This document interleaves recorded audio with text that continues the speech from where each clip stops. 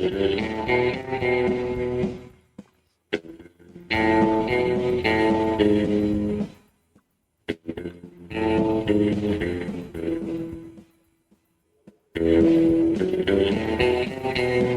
and welcome. We're back from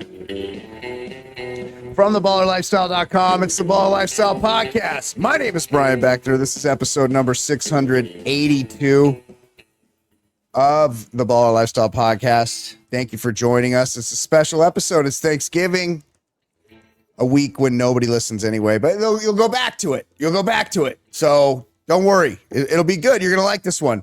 We're doing a very special Thanksgiving episode. We'll take your thoughts on it. Mailbag at theballerlifestyle.com or give us a call, 949-464-8257. We love you guys.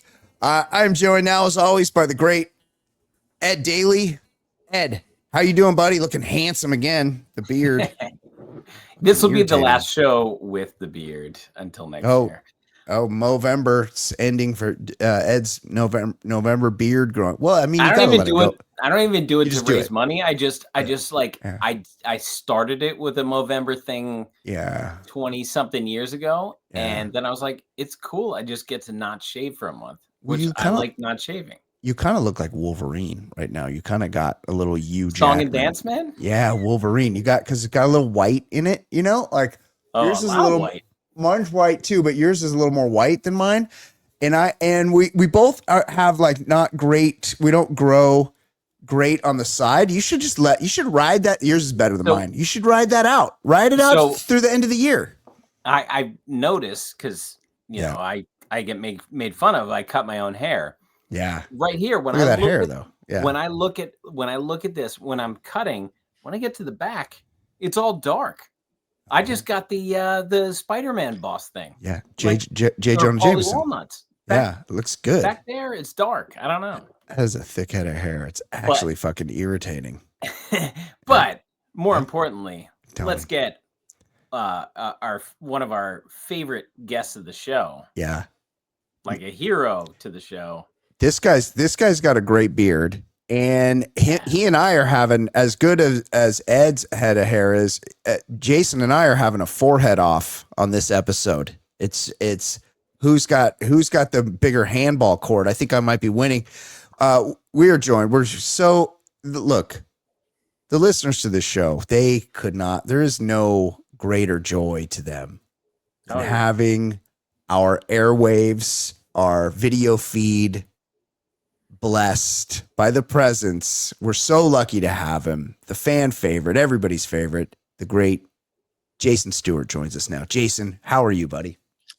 Hello, everybody. Yeah. Hello there. Woo. Hello there. I see OJ. Oh, now, do we have some housekeeping to do? Do we have some housekeeping? I don't think so, but I would love to know what you think it is. What's the housekeeping? Wait a minute, hold on a second. So I listen to every Baller Lifestyle podcast. You do? I've just been taking incoming bullets for weeks and weeks, and you guys didn't. I'm one phone call away. What? I feel like I need kind of a blanket. Didn't we call him and he didn't answer? Yeah, we've probably called you. I'm always available. I never not true. answer. Yeah, that's true. What incoming have you been taking? I need to know about this. Oh, come on. Every single week, you guys have This will not stand. What? For you? Raise your hand if you love my Twitter timeline. We do. Everyone loves it. We do. Oh, but that's more Fox Stews? No. Well, yes, he does. Yeah. My favorite was like last October, and he's like, put down what you're doing and listen to this Joe Rogan segment. And it was a 3-hour interview with Donald Trump. I lasted like 45 minutes. Like, surely they're going to get to something. And I was like, I'm out. Jay Stew's pivoting towards politics. Yeah, that was Fox Stew. He's also, Jay Stew, what's going on? Take us through it. What is going on with Kyle Shanahan, the head coach of the San Francisco 49ers? Explain to us what has he done? What punishment is he due? What is going to happen with Kyle Shanahan and the shenanigans he likes to pull as the head coach of the San Francisco 49ers? So he's the biggest liar in the NFL and deserves to lose his, if not lose his job, he needs to be suspended. Yeah. So the maybe the biggest issue I have with him is last year. So you have all your fantasy leagues choosing teams. It's a $10 billion industry. I sent you all the chat GPT stats, and you know those are real because they're chat GPT. Exactly. It's too success with chat GPT. Tens of billions of dollars in fantasy revenue every year. Yeah. So you owe it to your fantasy owners out there to be honest. Hold on, that's a leap. Do you own any players that are playing right now as we speak? Yeah. Bills or Texans? Oh, there's a game. No, I do own Josh Allen tonight. Yeah. I own them. Yeah. When you pay $100, some people pay upwards of $10,000. No one does that. And when Kyle Shanahan doesn't reveal the nature of an injury to Christian McCaffrey until an hour before the first game of the 2024 season, and then all of a sudden McCaffrey's gone for 12 weeks after being drafted top overall in all of these drafts. To me, that not only offends my sensibilities, I just think that it's an injustice to those who mostly follow your sport, because everybody agrees that the product of the NFL has been on a steady decline. So the fantasy owners and the gamblers are keeping the interest in the sport. Yeah. What about people like me? Okay, go ahead, Ed. What do you think? We discussed last, I think it was last show or the show before. What do you think about our proposal in dramatically shrinking the goalposts so there are not people lining up for 70-yard field goals? That was Ed's idea. It's a great idea. Shrinking goalposts? Yeah. Like narrowing them, making them more narrow. I don't know. Yeah. Narrowing. Yeah, you had it right. Oh, narrowing the I thought you meant like the actual at this metal. Point, like one of I believe it might have been Drew in Phoenix. Somebody said, you know, like we've got 12-yard drives and people are like, hey, let's line up for the field goal. We need to end this. Yeah. What? I think it's a good idea. Yeah. I think it's a good idea. Yeah. And I also he supports that. The great unanswered question of this NFL season, and no reporting has been done on it, is why all the 60-plus yard field goals? Is this some kind of a steroid era for kickers? Like, why this year? I think it's the dipped into soccer players they're who good. Have way more control over their. We used to have Tom Dempsey with like a hammer for a foot. What about the Zendejases? Tony Zendejas, Francisco Zendejas. There was three Zendejases. And then the Grammatica brothers. Yeah, the Bill. There was like a Raul Grammatica and a Bill. How you gonna have a Raul and a Bill? But that's like saying Chico Leaned and Cal Ripken and Derek Jeter were all shortstops. Like certain guys are built different. Those were little wee people. Yeah, they're tiny. What I like when the air, everyone knows I like small college football. I like when the Air Force Academy's playing Montana and it's time to kick a field goal and number 93 comes out and he's 312 pounds. Yeah. And we need that. Like how do we make that a rule? Like maybe make every kicker morbidly obese. Yes. Or look, we don't have to go that far. He's got to play another position on the field. Like there's not. I support that as well. It's got to be a position player has to do the kicking like he does in high school. A dozen snaps at a real position. Yes. I love that. Same with the long snapper. Fuck specialization. Like this guy only plays on third down. Oh my God. They're changing the play because this guy only plays on third down. He can't stop the run. He's only a pass rusher. Get the fuck out of here. He's a fucking football player. We need less specialization is my point. Agreed. It's a good point. Good point. So yeah. Anything else, Jason? No, I just want to have a blanket defense for all the bullets I've been taking. I hear them all. I hear them all. Yeah. Oh yeah. Everything is out of love. Everything is. I don't think that's well. There is. We do have one listener. Oh, G Fish. G Fish is very focused. Yeah, G Fish. We're just reacting to G Fish. Yeah, he monitors your Twitter feed. He wants, yes, he's interested in consistency. And so he keeps an eye on your Twitter feed to make sure he can stay consistent with your Twitter feed. And he brings that information to us, which we appreciate.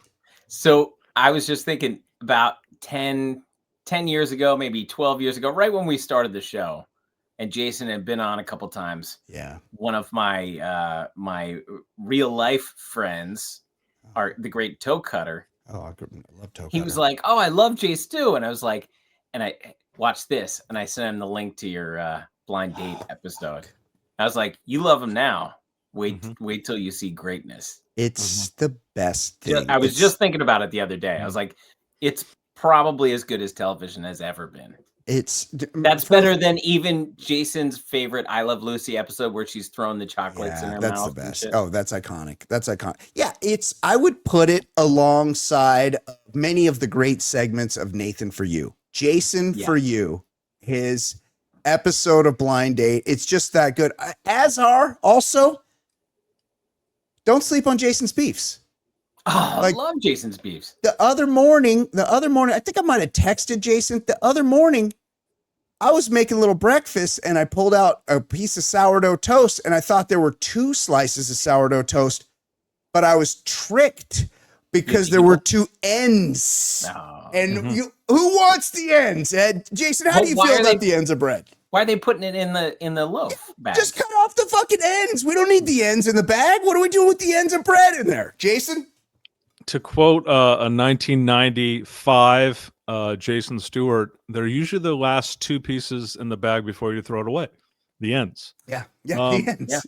Yeah. I will make an exception for sourdough ends. You mentioned sourdough. That's the only kind of bread make an exception for those. Those are good. You can, I agree with that. You can have a little toast with an end piece of sourdough. You're right. I still throw them away. Clam chowder too, Oh yeah, that's good. Or even if you're doing a little spaghetti, you make a little garlic bread on those ends. You get a little crunchy end. You know what? You're right about that. And I still throw them away because I buy the 2-pack at Costco, and so I know I have more in the freezer. So it's it's a wealth of riches, or whatever you say. All right, before we start our regular show, it's Thanksgiving week. We always do this. My rankings change by the mood I'm in. Top three things Thanksgiving. Go, Jason. You go first. Top 3. Wait, you're making your plate. What are the parameters? Give me the parameters. You have the full Thanksgiving dinner. What are the top 3 things that you are looking forward to for the Thanksgiving dinner? Okay. Can be dessert. Can be anything. Yep. Oh, I'm a stuffing guy. Love stuffing. Yeah. Love the mashed potatoes. Sure. And pumpkin pie is the greatest. Yeah. The greatest thing to have for 3 weeks a year is pumpkin pie. Yeah. Fantastic. I'm with Jason. I go the number 1 far and away. I mean, I load my plate up with this is the stuffing. I'm a big stuffing guy. Now, I don't know if we're counting gravy as a side dish, but because gravy gets drizzled all over the whole ass plate. And I don't have gravy the rest of the year. It's the only time you have gravy. Yeah. You just throw some that gravy, and I'll throw right in there some of that dark meat turkey. Like, people talk shit on turkey, but when they're talking shit on turkey, they're talking about the white meat, the boring ass, dry ass breast. Give me a little of that thigh. Give me a little bit of that leg. Just peel it off. The meat that functions in our episode. Yeah. David's mom has an answer for that. Okay. Yeah. Maybe. Yeah. Ed, give us your rankings. I'm with Jason. Top 2. I think because I never have mashed potatoes either, except for this, and I love mashed potatoes. So I'm going stuffing, mashed potatoes. The third, and I love a pumpkin pie. Great. Third thing, I have this like cornbread casserole type thing that I make each year that is lights out. It's anybody wants the recipe. Describe it. It sounds kind of gross and it's fucking amazing. Tell me about it. You take a box of the 8-ounce Jif. Yeah. I think it's called Jif, the cornbread mix. It's like a blue and white box, right? Is that it? Yellow. Yep. Yeah, blue. Yes. Yeah. That. Yep. A thing of sour cream, a can of regular corn, a can of cream corn. Come on. Butter. Yeah. You bake that thing, and it becomes like a cornbread corn souffle, and it's ridiculous. I would fuck with that. Now, do you hit that with a little of the gravy as well? Because I get some gravy on it. Yeah, I gravy the fuck out of that. Yeah, you do. Yeah, maybe you take a little bite of that with the mashed potatoes in it, like you do a little fucking around the world. I'll send you boys the recipe, and like, trust me, it's the easiest thing to make, and it's a hit everywhere it goes. Delicious. It sounds fantastic. Send that to me. Now, you're going to use real butter or margarine on that? Oh, come on, margarine. Jason, damn it. Is it 1971? No, that was are you in my mom's kitchen in 1981? Well, Valerie did buy the wrong margarine. Oh, that's right. Yeah. That was all right. Good reference. She wanted that shed spread country crock. They still got country crock? I saw it at the store saw it yesterday when I was at the store, and I was shocked because I thought maybe I had wandered into the wrong aisle in 1987. Yeah, margarine, straight up poison. No, not healthy for you at all, margarine. Okay, we're talking about let me give you the parameters here.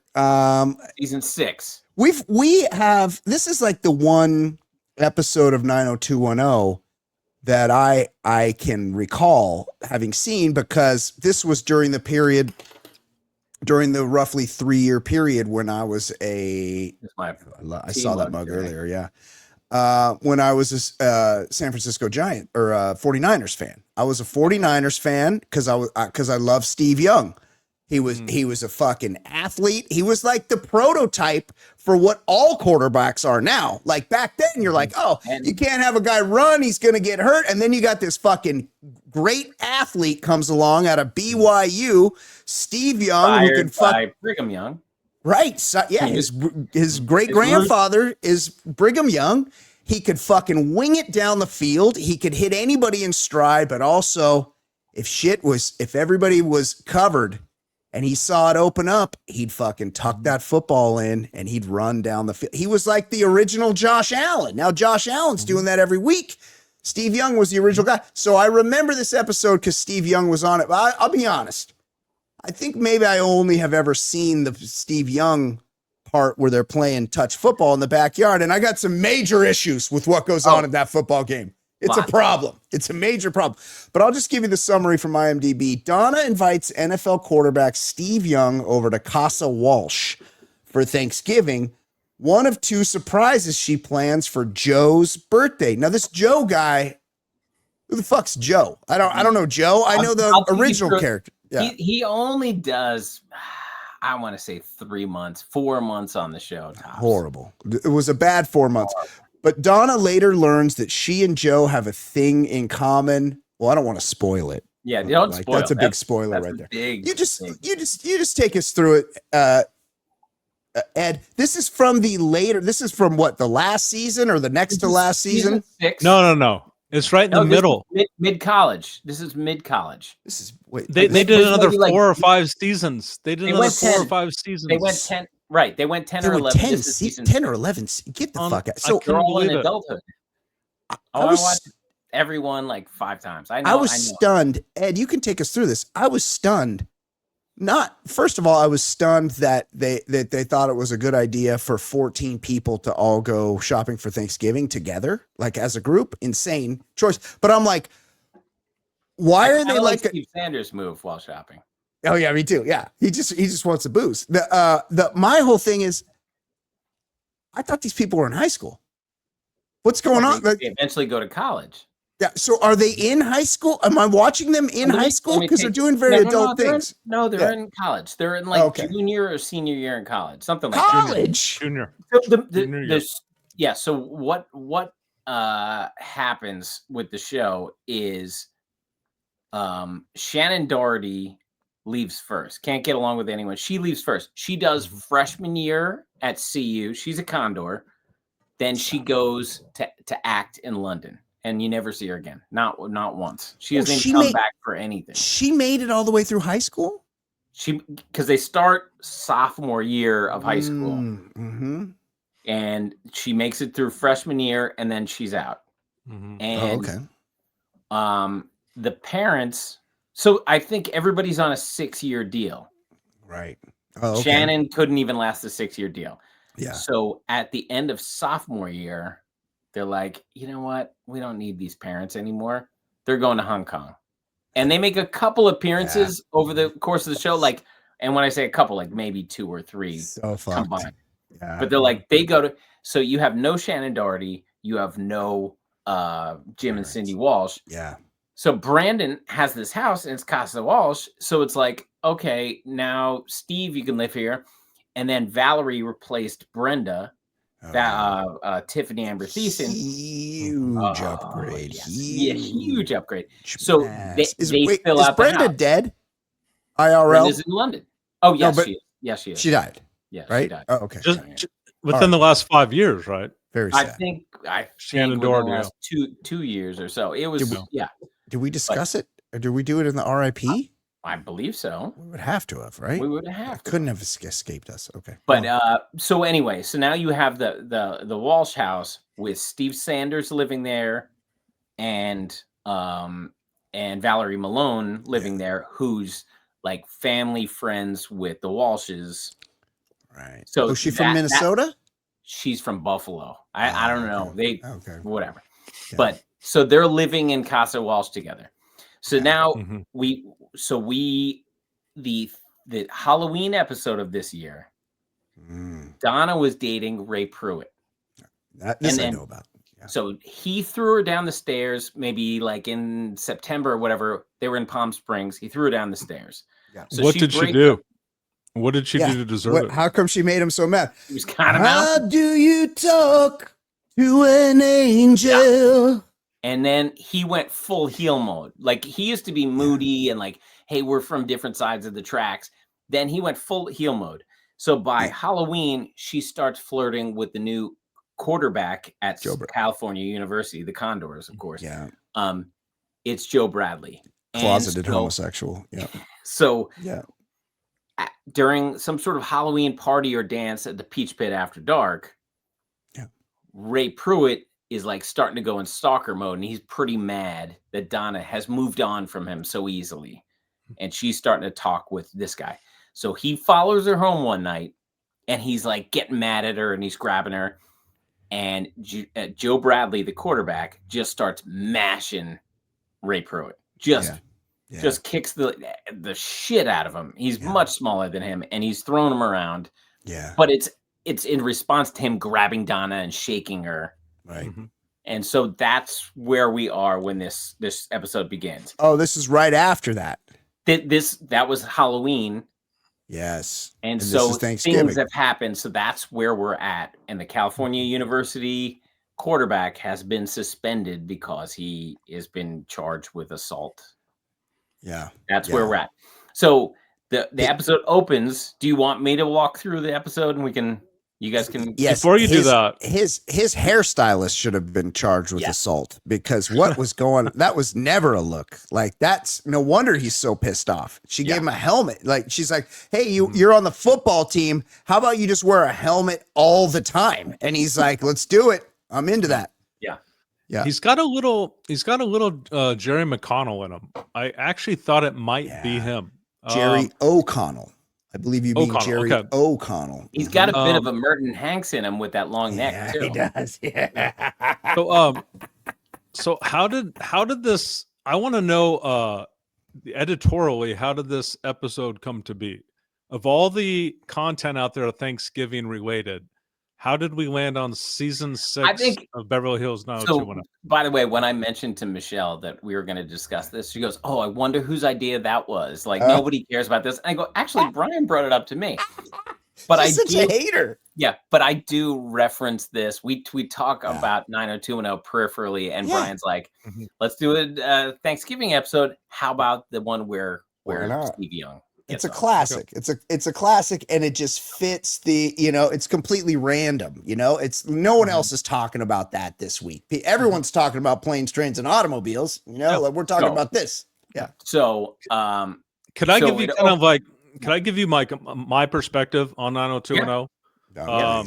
Because I think you guys did another episode, including Travis Rogers, and I know Reality Steve is a big fan. They know every episode by heart.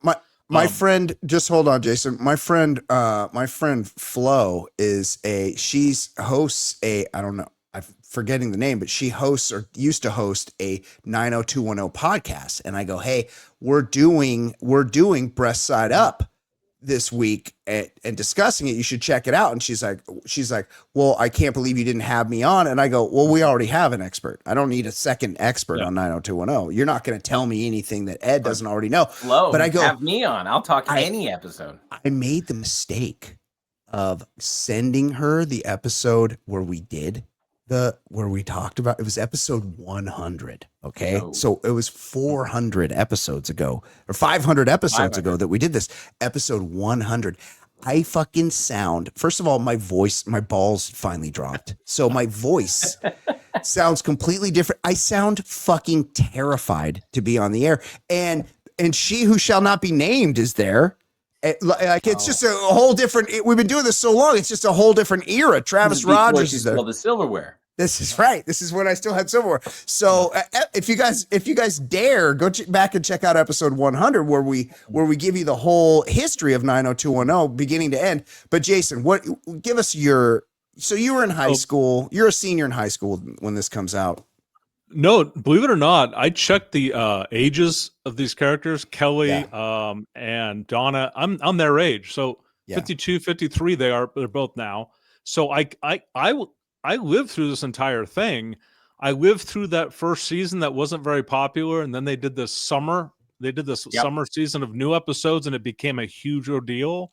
So I watched the first 2 or 3 seasons, and then you just kind of float in and out as I went through college and out of college. I just would come upon episodes here and there to see who's still around and stuff. Right. So I'm not totally familiar after like season 3 with anything that happens with anybody. So I dropped in on this episode not having any background on these, for sure, the new characters, but even like what happened to the Walshes and all that. So I needed that backstory. But I will say this: I thoroughly enjoyed how cheeseball this show is. It's incredible. It's great. Yep. So we're gonna open up. So Kelly and Brandon. Oh, the other thing you need to know: the previous season, Kelly, Brandon, and Dylan were having their love triangle situation. Okay. And Brandon and Dylan were like trying to like lock it down, and Brandon proposed to Kelly. Mm-hmm. And then it didn't. I think that maybe I'm getting this confused, but I think this is when she says, "I choose me," and like I'm not being with either of you guys. So the season starts off like the time has passed. Season starts off. Kelly spent the summer in New York with this artist guy, Colin. Oh, just kidding. He's got a clown powder problem that will rear its ugly head in this season. But if you watch college football, you know this actor who plays Colin. He's the dad in the Dr. Pepper Fansville ads that play constantly during college football. That's Kelly's cokehead boyfriend. The ones with the boss? Yes. He's the dad. He's got the eye black, and he's the dad wearing the Dr. Pepper. That's Colin. Anyway, he's announcing he's going back to New York for Thanksgiving. Yeah. Look, if your high school girlfriend goes to New York for any period of time after high school, or like does an internship or whatever, just know she is getting fucked a lot. Like, especially if she goes there during Fleet Week. Oh, Fleet Week! Come on, yes. 100%. So this Colin guy was just railing Kelly, just beating those guts left and right. So then on the other side, Brandon's new girlfriend this season, Susan Keats, the editor at the Condor, the school newspaper. Of course. Yeah. Condor. She's pretty attractive. I looked her up. She was attractive-ish. She was in the Twilight movies, which I never saw any of them, but I think that's like most of her career. She must have been the mom. Yeah. Probably. Yeah. But his girlfriend, Susan Keats, she's going to her grandparents for Thanksgiving. She seems real dull. Like that's a real downgrade from Kelly. They replace her the next season with this chick, Tracy, and she's super dull and less attractive. She's the one with the spiky, short blonde hair? No, that's Emily Valentine who Right, tried course. to set the float on fire, and there's the whole thing. Of course. His real life girlfriend for a while. But anyway, Oh, wow. and then Brendan, Jeez. when Brandon says, "Hey, you're leaving Thanksgiving, you're gonna miss out on my world famous bourbon sweet potatoes." He calls his own sweet potatoes the world famous bourbon. Yes, yeah.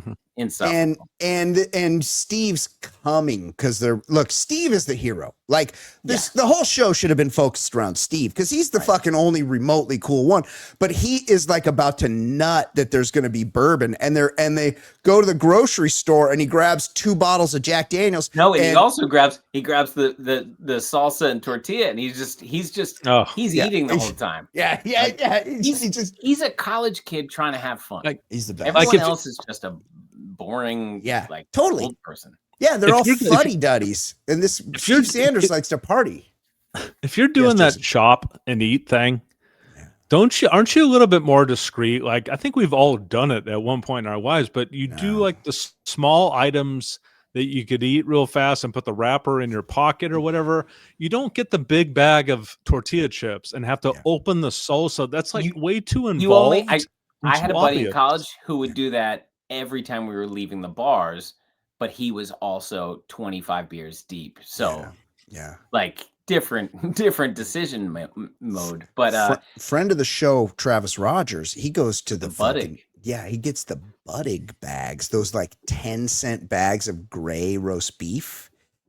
And he fucking eats multiple packs while he walks through the store. And then when he checks out, he just flops the fucking dripping sacks to the lady to scan.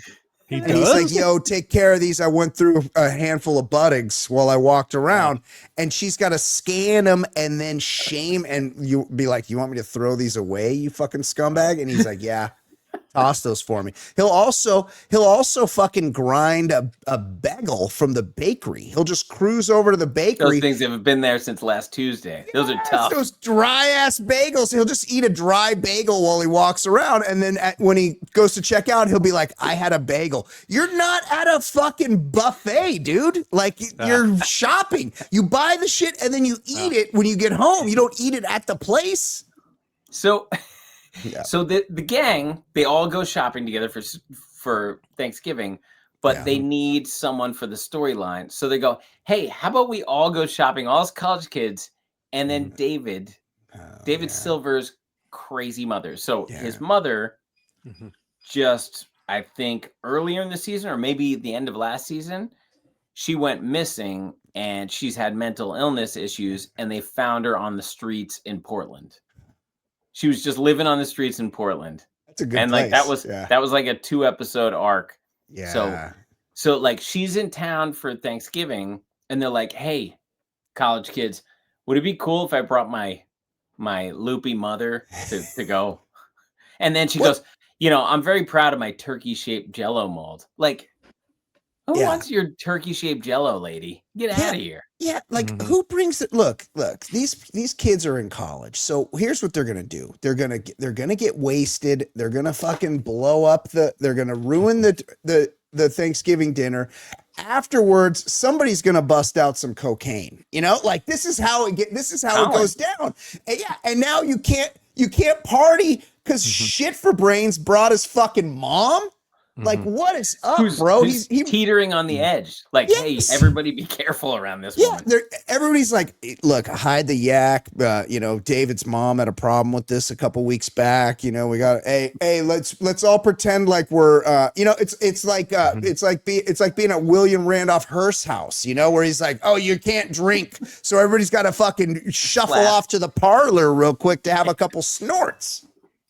But like an early storyline, though, is that Tiffany Amber Thiessen's character, Valerie, like she was like real stubborn on wanting to do this Thanksgiving, the entire thing herself. Yeah. And I thought she was a little insensitive. She's like in trying the to moment. domesticate David or something. She's trying to like show she can do this. But given the backstory you just told about homelessness and stuff, Valerie comes off pretty insensitive to the what do you call those? The houseless or unhoused? Unhoused. Hang on a second. You couldn't do this episode today. but she might be like, hey, I learned a famous recipe on the streets of Portland. We put our socks in the pot with the potatoes. You don't know. Like, Yeah. you don't Fair. you don't want her tips.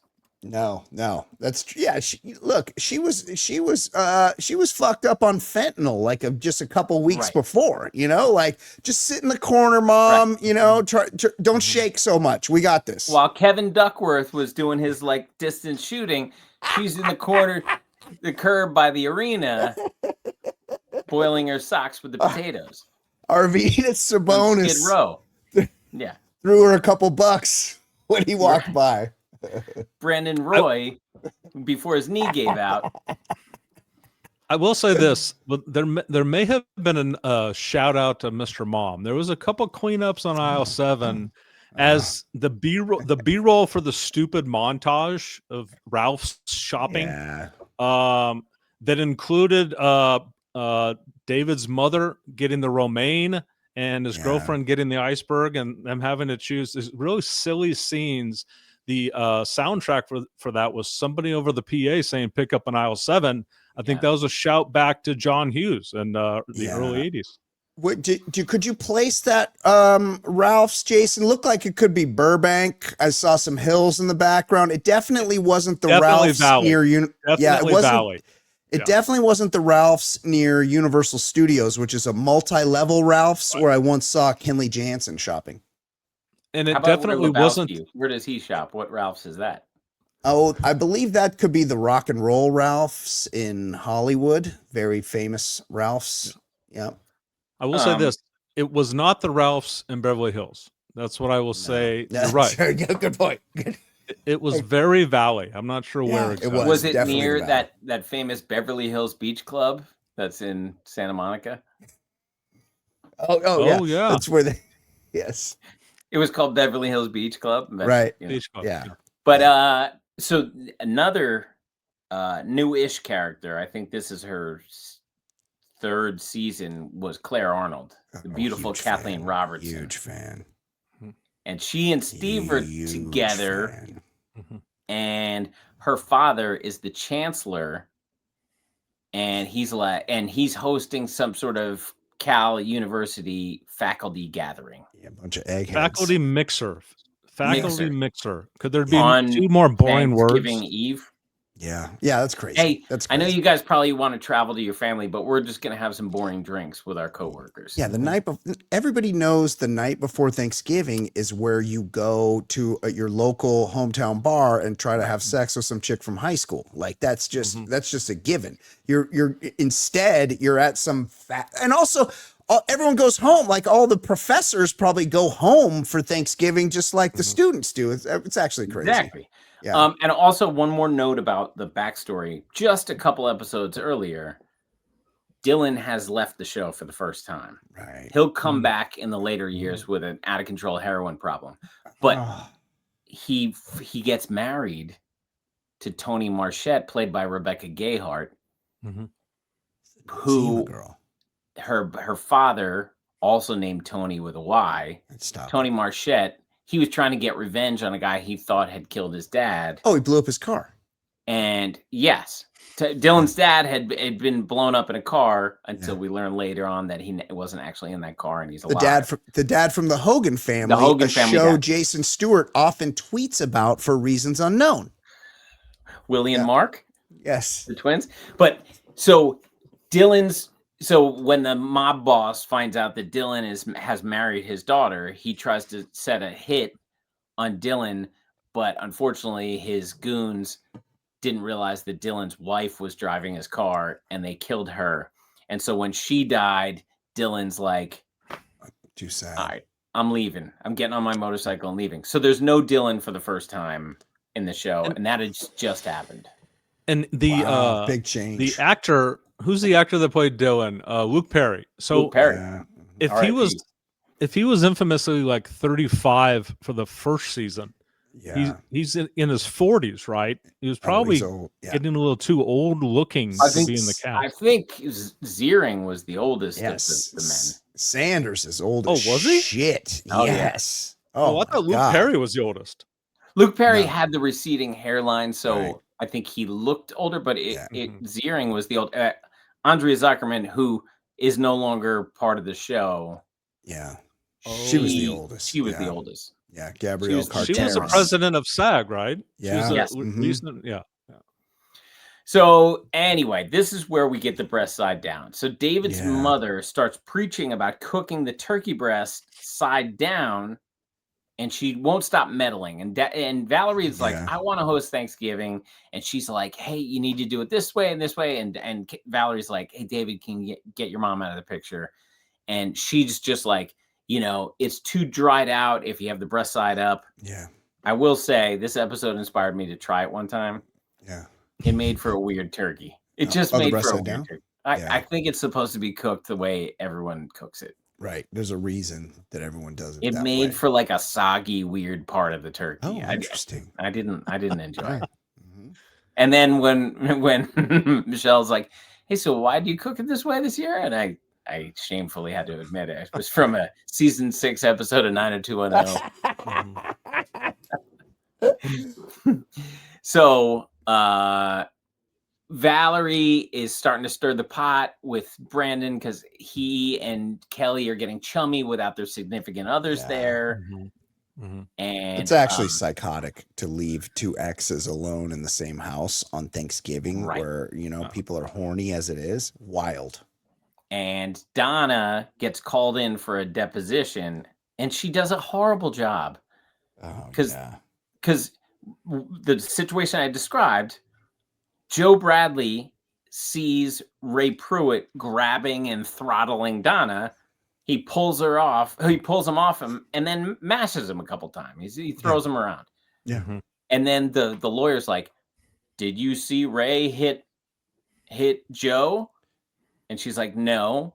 Did Joe hit Ray? Yes. And it's like, you could have said, well, I saw he was rescuing me from being throttled. Like, no, it was the worst deposition of all time. It was the worst. Were you feeling like this guy, Ray, Jamie, what's his name? Walters, I think. Yeah. The guy that played Ray Pruitt. This guy had How Do You Talk to an Angel? Like this guy had shit going on. Good looking. Yeah, he's handsome, great hair, and you're like, this guy's going places. He thought he was going places. Then they fucking wrote a storyline where he tunes up Donna Martin. The fucking guy never worked again. People hated him. He's a fireman now. He's a fireman in Las Vegas. And I'm like, I'm just looking at him going, bro, I'm sorry, man. I'm sorry. This is it. This is the end of your career. I'm watching this is it. Yeah, he didn't know. When he's filming this episode, you're watching, he's thinking, this is the start, and we're watching and saying, this is the end. Yeah, he's like, I'm strumming my guitar on MTV. It's the fucking sky's the limit for me. And I'm like, yeah. To an angel. I'm like, bro, you're the fucking thrower down People the stairs would show up guy. to shows and boo him. Yeah, they thought he really was that guy. Bad move for old Jamie Walters. This deposition scene reminded me of Tori Spelling's acting. Now, Tori Spelling, obviously, fantastic. The daughter of Aaron the Spelling, ultimate nepo baby of this show. Ultimate, and I always ask myself the same question when it comes to her and these other nepo babies. I don't know where the bad acting ends and the bad writing begins. It's hard, yeah. Just overacting in every single scene, and they don't even write her well. And it's just the scene was a perfect Donna. What's her name? Donna Martin. Donna's whoever scene. It was awfully acted. I will say with the writing is the writing or whatever, but I do believe Tiffany Amber Thiessen, like she has good chemistry with people, and whether or not her lines are the most perfectly drawn, you can see she's a good actress that she could pull off. Whereas Donna, she's given chicken shit and she can't turn it into chicken salad. She's a bad actress with bad lines. Like she can't do anything with it. Also ugly. So it's like she doesn't get the benefit of the doubt because she's unattractive. No predator can sneak up on her. Yes. So at least she's not vulnerable to predators. Yeah, that's for sure. So now we cut to the snooty faculty party, which we discussed the day before Thanksgiving. All the faculty is like hobnobbing. Oh yeah. And Steve feels inadequate because he's dating the chancellor's daughter. Fuck yeah. And his academic advisor goes up and just clowns him right away. He goes, "How's the remedial math going? I guess opposites do attract with him and Chancellor Arnold." Fucking straight up roasts him. Like this is just straight out of the nerd playbook. You know, like this nerd has a little bit of power. He's like 5'5". He sees Sanders walking in, a fucking alpha. You know, this guy's coming in. He's strutting. He drives a fucking Corvette. He's got a hot ass girlfriend. Walks right up to the bar, helps himself, tells the bartender, "Give me that." Takes the whole pitcher. And a bowl of pistachios. Yeah, he's like, "What? I'm doing what I'm going to do." And this little nerd is like, "How's the remedial math?" Because Sanders, a get her done type of dude, a guy that makes shit happen. Hey, he fucking played a little fast and loose with his math entrance exams. Why? He's Steve fucking Sanders and he wanted to go to CU. So he did what needed to be done. He bagged the hottest woman in the room. Yeah, she was a real piece. Yep. I just love the exchange where I love how the writers need to introduce that there's a Pulitzer Prize winner in the dialogue here. So they just outwardly have one of the person being like, "Now I know you've won a Pulitzer Prize." Yeah. Simple writing, simple writing for television right there. And they're like, "Was it Camus or Foucault? Solve a riddle for us." It's like, you guys don't really talk about this bullshit, because then it comes out that they fucking love Steve Sanders' mom's soap opera. So the it's Hartley like, House. which No, is I think it? I think it was like a Hartley Full House House. type show. I think it was a sitcom. Oh, sorry. So they're like all fawning. "Your mother, Samantha Sanders from Hartley House?" They wanted to read her scripts. Can we read her scripts? It's like, I have a copy of all her scripts. Like, yeah. There's a laugh track on her show. Like, there's no need for the scripts. So now we cut to a scene, and I agree with you on Donna Martin's acting or Tori Spelling's acting. However, she is significantly better actor than the man in this scene. Oh, Lee Steinberg?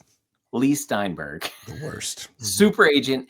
This is the worst acting performance I've ever seen. Worst. Well, could you set the scene for like what Donna? She screwed up the deposition. This is insane. So she wants her boyfriend's, to do something for her boyfriend. Yeah.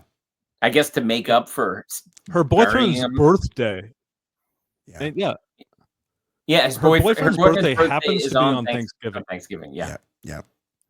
And she just and her grand plan. Yeah. Go for it. Her grand plan is to deliver Steve Young to his birthday. And then I know I'm spoiling this, but also to give up her cherry for this boyfriend. Whoa. And I'm thinking, Jesus, Jason, the language. If she is able to deliver these two things, like, where do you go from there? Like, what do you do for the next birthday? What do you do for Christmas? What do you do for 30 or 40? Yeah. It's clearly blood stuff. What was her plan? So Steve Young was doing like the Tonight Show, basically. No, they said it was like NFL Live or something. NFL Live, no. And her plan is to just show up and try to stop them as they're leaving the building. Yeah, she just shows up to the studio. Mind you, it's Wednesday. Fucking Steve's got to get, it's the season. I've got the stats and everything, what he's got coming up. But he plays for the San Francisco 49ers. That's right. They're the Super Bowl champions. The Rams at the time were playing in St. Louis, and the Chargers were playing in San Diego. There's no team in Los Angeles. So Wednesday during that week, he's just randomly in an LA studio. Correct. So correct. So anyway, one of the many things we're supposed to believe with this, by the way. One of the many far-fetching things we're supposed to believe. Doesn't add up. Needs to be looked into, like Kyle Shanahan's shenanigans with the fucking roster. What money does he have on fantasy football? Exactly. Good point. Good point. So she cuts off Lee Steinberg, super agent. She cuts him off, and she's like, jumps in front of his car, and she's like, "Hey, John Martin is the cardiologist that worked on your dad. So would it be cool if Steve Young visits my boyfriend is his biggest fan. can he stop by his birthday party on Thanksgiving? So Thursday of a game week in Beverly Hills. Yeah. Insane. Yeah. Yeah, that's On like the Thanksgiving. travel day, like that's when they're, or their team dinner or whatever, or the walkthrough. Like they only get one day off during the week, and that's Tuesday. Everybody knows that. Like this is how it goes. She just, and mind you, this is back when Lee Steinberg was just a fucking before his boozing. Yeah, he was at the top. He was at the peak. He was the biggest. Yes, this was like Jerry Maguire time, right? Yes, he was the biggest agent in the game he at had, the time. All the quarterbacks. Yes, he had, like everybody. Yes, and he was also a hopeless alcoholic. And combined.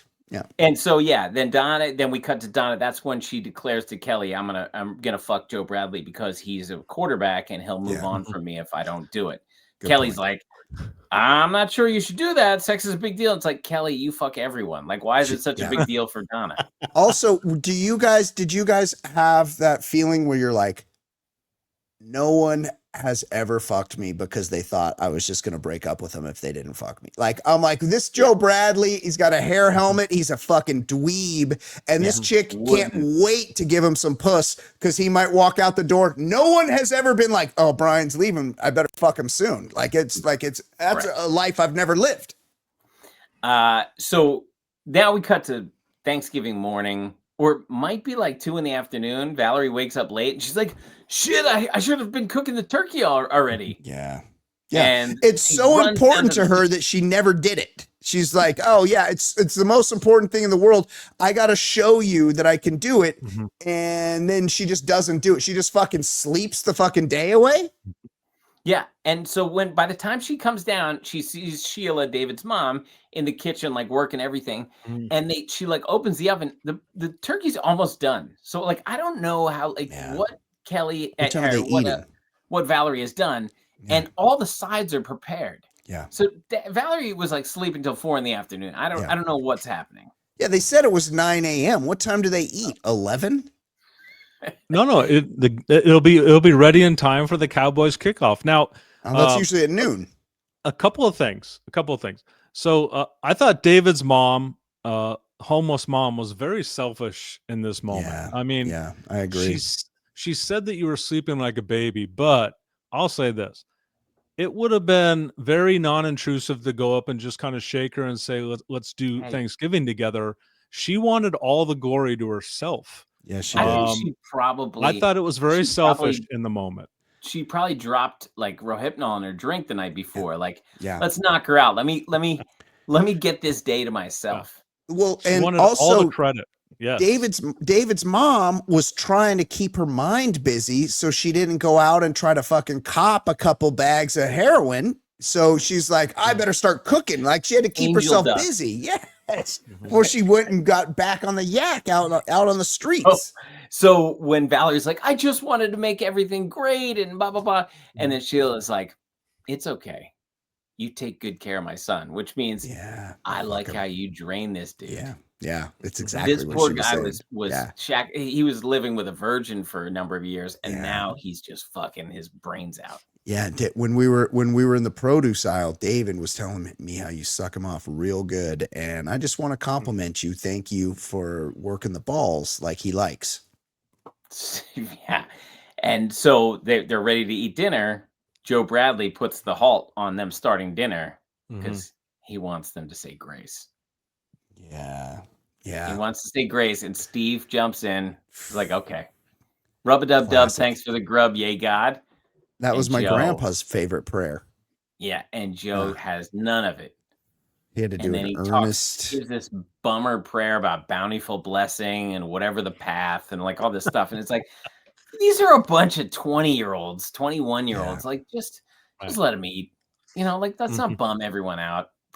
The poor guy's mom was just living on the streets next to Jerome Kersey's stadium in Portland. And now now we got to wait for him to have this drawn out prayer. Like let's just go. So then, that was a real bummer. This is when David, if saying grace wasn't a bummer enough, David had to remind the table that remember we got to get over to Nat's at the Peach Pit to feed the homeless, He feeds the and homeless. that was not news the mom wanted to hear. That hit a little too close to home. She gets very uneasy. She was triggered because she used to be homeless. Yes. Like no one can tell, lady, you know, like you got bangs, you know, you look fine. Like no one's worried that you're going to be outed as a fellow homeless. I didn't get why she was so bummed out to have to be around. She was like skeeved out by being around other homelesses. Mm-hmm. So, and then Donna's fretting because she's like, you know, I'm starting to wonder if Steve Young is really going to show up because like, hey, I tried to guilt trip his agent in Los Angeles to come to Thanksgiving dinner in Beverly Hills. Anyway, Joe Bradley's like, hey, I got a team thing. I gotta go. And he's in the driveway. And who shows up in a Ford sedan and all denim like Jay Leno? Crown Vic. Yeah. Yeah. It's Crown Steve Young. Vic. Yeah. He's like, hey, Joe Bradley, catch. And he's got him a signed ball. Like he knew exactly where to go. He drove himself. But not much better. By the way, you don't need to be like a collectible dork to be offended by this scene, but like if you're gonna actually throw balls around, bring a second football and keep the one that you just signed very pristine. Nobody's throwing around a ball with Steve Young's autograph.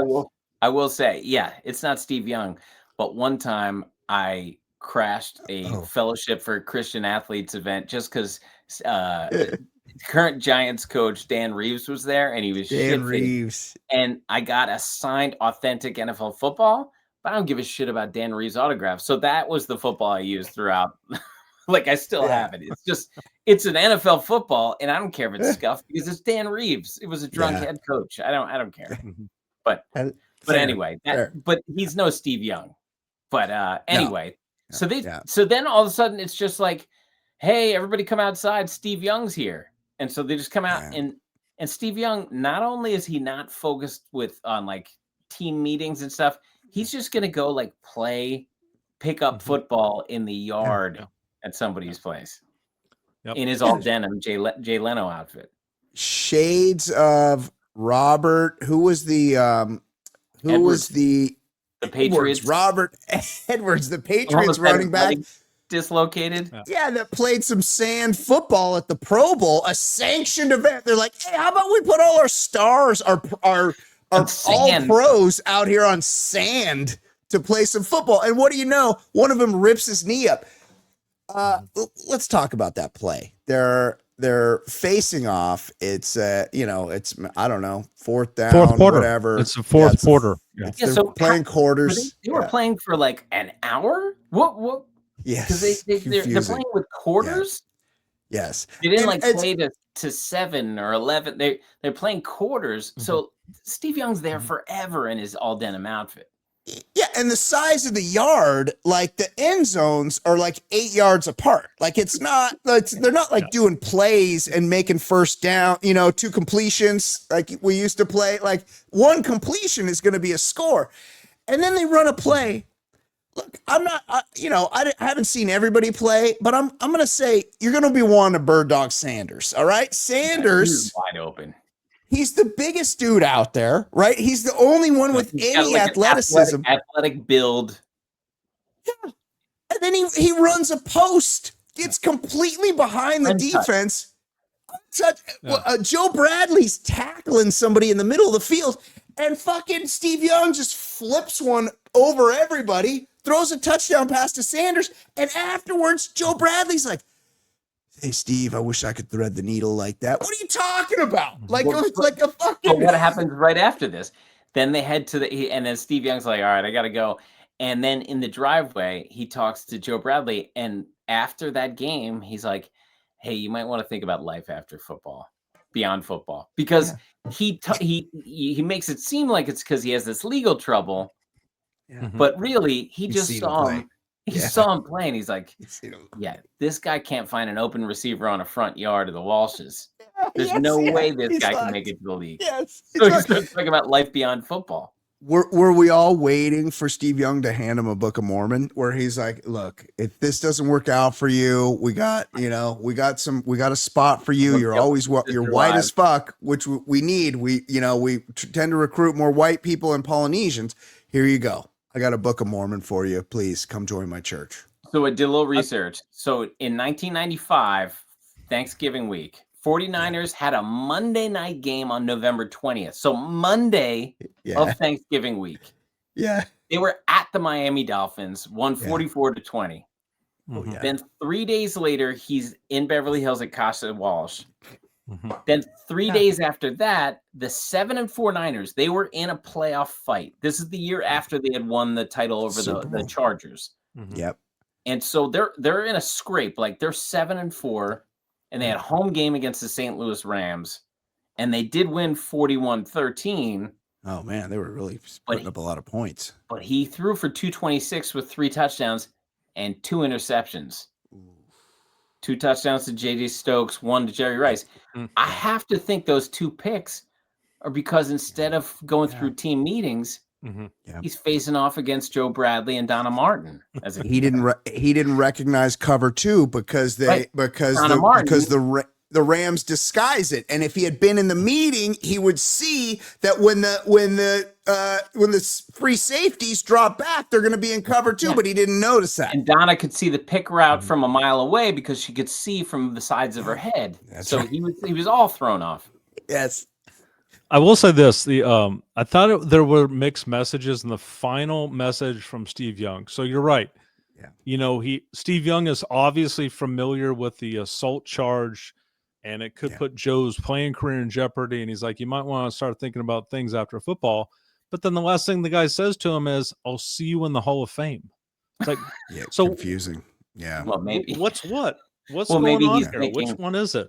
Maybe he's thinking like, clearly this guy's going to work the gift shop someday at the Hall of Fame. Yeah. Exactly. I'll see you when you're taking tickets when I go to the Hall of Fame. Yeah. I'll see you when I leave you a ticket. Yeah. When I'm in the Hall of Fame. When I'm getting inducted, you're going to be serving hot dogs there. So then once again, Donna declares she's going to fuck Joe tonight, Thanksgiving night, because if we've all known the sexiest time of year is right after you had a big ass Thanksgiving dinner. This is the perfect time to have sex. Yeah. You're all tryptophaned out. Let's fuck. Yeah. Let's get after it. Yeah. And then Brendan and Kelly, they're like, hey, I'm not doing anything. You're not doing anything. Let's go watch a horror movie marathon back at the house. Insane. I will say this. I do want to say that Nat. Yeah. I want to say this. Nat said something very prophetic, and he was way ahead of his time because this is 1995, 96. Like, here's all these homeless ladies. Hey, David's mom, why don't you sit with them? Did he say that? He did say this. He said, you know what? Every year I hope that I have to serve less people, but every year the crowd gets bigger. Every year. And this is 1996. Nat, you haven't even lived through COVID yet. You don't even know what Los Angeles 2021 looks like. Oh my God! You haven't lived through Gilded Age 2.0 that we're going through right now. Yes, exactly. So back at David's dorm room, once again, people after having a big turkey dinner, Valerie's decided to spend the night in David's dorm room. So because she wants Brandon and Kelly to ruin their relationships with their significant others. She just loves stirring the pot. She's a hater. She's a great character because she's just always fucking it up. Yeah. So she's like, I'm gonna stay here, David. Let's bang in your dorm room. We're gonna stay in your dorm bed. Lucky son of a bitch. Yeah. And so it was interesting though that she couldn't be bothered to wake up and make the turkey, but the next day she's chipper there bright and early while Brandon and Kelly are in an embrace first thing in the morning over coffee in the kitchen, and there's Valerie coming in the back door. Yeah, well, she only needed about an hour of sleep because she slept for 17 the day before. She was like, who's the pitcher from the Blue Jays that was getting 18 hours sleep? Oh, the Japanese guy. Yeah. But anyway. Yeah. Anyway. But could I say this? The night before, Brandon and Kelly were getting ready to watch a horror marathon which I'm not even sure why Thanksgiving would be a horror marathon. Right. But this is a good point. Brandon is eating a turkey sandwich and that, leftovers. And he says this is very specific. Crazy. It's a Walsh family tradition to eat turkey sandwiches at 11 o'clock on Thanksgiving. 11 o'clock p.m. That's a very specific tradition. I wonder what's behind that. Who the fuck is awake at 11 o'clock on Thanksgiving? On Thanksgiving, you're full. You're full. If you're awake, passed out at 8 p.m. Moving. You're on the couch like barely. The whole family fucking cracks sandwiches and Lay's chips at fucking 11 o'clock. And also, look, I'm not trying to be a hater here, but I noticed that Brandon didn't cut those sandwiches in half. He just does a fucking whole ass, big ass sandwich, uncut, not unsliced. Yes, who eats a sandwich like that? Don't be a fucking animal. Cut that thing in half. Yes, disgusting. So we cut to Claire and Steve like really wowed everybody at the nerd party, and so Claire gives him her Phi Beta Kappa pins it on his collar, which. So now it's just stolen valor. He's walking around with a Phi Beta Kappa pin, and he hasn't earned it. He was just talking about his mom's stupid scripts, and now he's Phi Beta Kappa. But he gets to crush some puss after, because she's like, and by the way, why don't you go Phi Beta inches into me now? Phi Deepa Meta. There we go. That's better. And then there's also some Phi Beta Cracker. There we go. We go. Somebody got it. There's also some very current Wizard of Oz humor in that about the scarecrow and brains and stuff. Yes. I will say this. From the guy that tweets about the Hogan family. Yes, go on. The Brandon Kelly dynamic is really funny. Like, Kelly really, now again, I never know if it's where the bad acting ends and where the bad writing begins, but like, Kelly's really laying it on. Like, she's overly flirtatious. Like, she's making it very obvious that she wants Brandon badly. And they keep talking about doing what the right thing and doing what's correct. And then she's like, if it's okay with you, I'm just going to stay the night. And he's like, well, that'll make it very difficult to do the right thing or whatever. It's just like such a strangely written dynamic here where they're just overtly flirting that they're going to fuck soon. Can you imagine being in college and a hot piece of puss is like talking about the right thing? Yeah, she's like, hey, why don't you turn out the lights so I can get to sucking? And he's like, well, didn't you? I thought you thought my. Are you planning to stay the night? Didn't you say my bed was lumpy? He's basically like trying to talk her out of it. Like she's all horned up from a mouths full of gravy all day. She's ready to go. She's ready for some man gravy, and he's like, I don't know if it's a good idea. He's hankering for throat yogurt now. Yeah, but I will say that it might sound kind of square for Brandon to be like, oh, it's going to be tough to do the right thing. But it was a guy wearing khakis with tucked in button down shirt at 11 o'clock. Yeah. That's also a tradition. So I guess a guy like that would say, let's do the right thing. And then the next morning, if you didn't know that this was prior to cell phones and in the 90s, there were a couple landline calls to the house. No cell phones in sight, and you're just reminded of the day. And then to really drive it home, Kelly stumbles out of bed and goes in the kitchen and is like, Brandon's like, I got coffee for you. And she's like, I'll get the newspaper. And he's like, I already got it. It's like, what visitor to a house goes and gets a newspaper in the driveway? What was that a common thing? Typical 20-year-old behavior. So, Jason, he's such a nerd. We're gonna set you up for the hammer. It wasn't the actual last scene, but the big hammer is Donna. All right. Donna it's putting a cap on the night, the greatest night of his life. Donna, what does she do with Joe Bradley? Go for it. Go ahead, Jason. Take us through it. Well, I mean, this is, again, I don't know where the bad acting begins and where the poor writing starts, but like, so they have this thing where Donna's like, I want to be with you. And then he does this long circuitous thing where he's like, I really care about you. That's why I want to tell you this. And she's like, what is it? And you're thinking the guy's obviously gay, or something like that. And he's like, I don't believe in premarital sex. I don't believe in premarital sex. That was the punchline. Yeah. Closeted. Clearly closeted. So what comes next is he gets reinstated. This is, episodes after. He gets reinstated. Yeah. But then he's got a heart problem. And he might not be able to play. And Donna is like, well, I know of an experimental surgery you can have. And then there's a storyline where he doesn't want to do it. And his very Christian brother is like, we don't believe in this. So I don't want heart surgeries. He has some experimental surgery. If God's will is for him to not play football, he should play football. And then he gets the surgery. And then it's like, okay, well, he still has a year of college left. And he goes, you know what? I think my true calling is to be a football coach back in the Pittsburgh area. And so Beaver Falls, Pennsylvania. So I'm leaving. So that's what happens with him. Unbelievable. Wow. Good riddance. Still a virgin, I'm sure. Good riddance. So when does Donna lose her virginity ultimately? She gets back together with David, I think the following season. And finally she bangs him. I think it's season 7. Maybe season 8. I think it's season 7 she bangs David. Like at the end, like that's the end of the season or so. So much buildup. Interesting. Sweet. Okay. Wow. What a ride.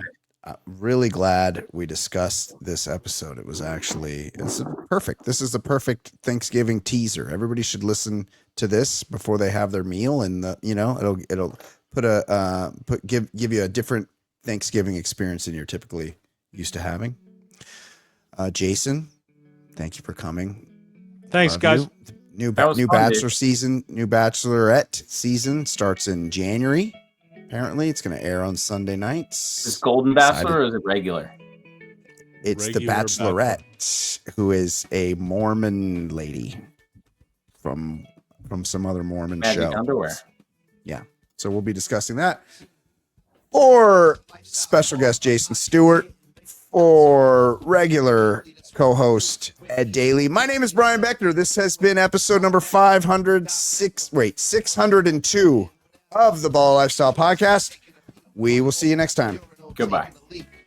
Outcomers, conductors, my brothers, reviewing some movies and shows and others. Top podcast, man, no one is above us. 5-star, even the haters will love us. And we're not trying to talk politics a lot. We'd much rather talk about dicks a lot.